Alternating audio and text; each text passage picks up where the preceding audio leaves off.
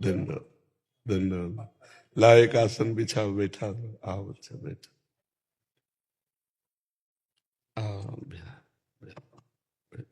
कैसे हो आप? बैठ जाओ, आसन में बैठ जाओ। इनको चुनरी पहनाओ, इनको दुपट्टा लाओ, इनको भी दुपट्टा लाओ।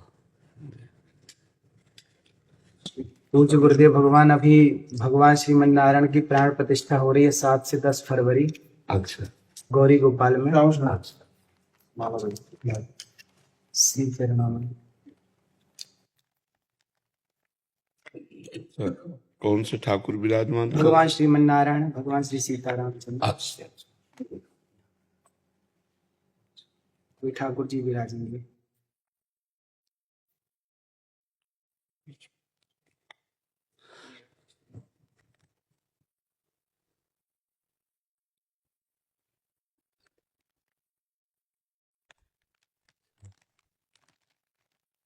ये हमारे लिए है? जी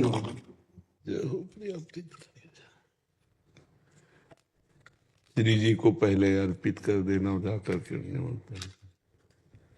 तो बस इतना अपने जीवन में ध्यान रखना कि कभी अर्थ की लोलुपता ना आने पाए, धर्म की प्रधानता रहे और वाणी शास्त्र संयम से रहे और अर्थ चरणों में रहे।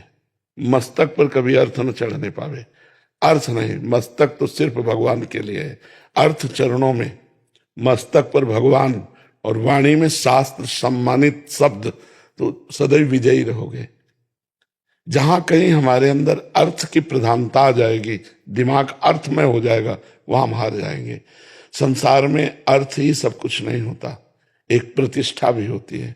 तो आप अपने पीछे भी जैसे आए थे तो आपको यही कहा था कि बहुत सावधान, क्योंकि अगर 100 लोग आपको प्रणाम करने वाले हैं तो 5 आपको गिराने वाले भी हैं। उन 5 के सामर्थ्य आप तक ना पहुंच पाए, इसलिए अर्थ प्रधानता मत रखना, सदैव धर्म का आश्रय रखना और वाणी से शास्त्र सम्मत, जो शास्त्र सम्मत नहीं थे, जैसे हमसे कोई पूछा तो हम कहते थे हमको ज्ञान नहीं, हमने संतों से सुना है, जो शास्त्र से पढ़ा है वो हम आपको बता देते, जो नहीं पढ़ा हमें नहीं ज्ञान। बस भगवत प्राप्ति की चर्चा कीजिए। जैसे कोई प्रश्न करता है तो ऐसे जरूरी नहीं कि हर प्रश्न का उत्तर हम दे दें। निमि जी महाराज नवयोगीश्वरों से प्रश्न करते हैं कर्म के विषय में और कहते हैं यही प्रश्न हमने सनकादि से किया था, उन्होंने उत्तर क्यों नहीं दिया था? तब निमि जी को नवयोगीश्वरों में योगीश्वर बोलते हैं, उस समय आपकी बाल्यावस्था थी, आप अनाधिकारी थे, इसलिए सनकादि ने आपको उत्तर नहीं दिया। तो जरूरी नहीं कि अनाधिकारी को उत्तर दिया जाए। अगर अनाधिकारी अनाधिकारी है तो मौन, हम असमर्थ हैं आपके प्रश्न के उत्तर। दूसरा प्रश्न कीजिए। कहीं भी निमंत्रण हो, कहीं भी आपको बुलावा हो, पहले देखो कि मुझे यहां जाने से धर्म प्रतिष्ठा इस पे आंच तो नहीं आएगी। अगर आंच आ रही तो बिल्कुल ना। अगर हमारे धर्म की प्रतिष्ठा हो रही है और हमारे समाज इस बात को प्रशंसा करेगी तो हम जाएंगे, अन्यथा नहीं जाएंगे। ये जीवन में आप कोई सहयोगी नहीं है आपका, भगवान के सिवा कोई सहयोगी नहीं है। जिसको तुम सहयोगी मानोगे वही तुम्हारी जड़ काटने की चेष्टा करेगा।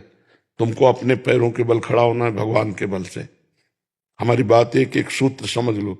प्रश्न का उत्तर वही दो, अधिकार के अनुसार, जानकारी के अनुसार। वो अधिकारी होना चाहिए, आपको जानकारी होनी चाहिए। आप वहीं जाइए जहां आपकी प्रतिष्ठा, आपके धर्म की प्रतिष्ठा में आंच ना आवे।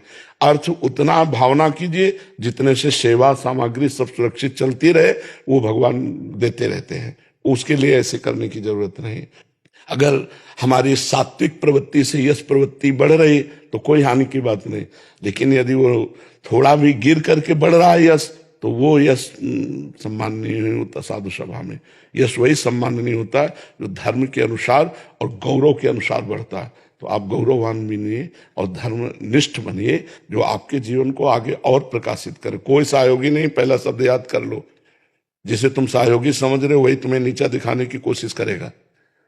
आपको अगर उन्नतिशील बहुत समय तक टिके रहना है धर्म क्षेत्र में, तो आपको अपने पैरों के बल खड़े होना पड़ेगा।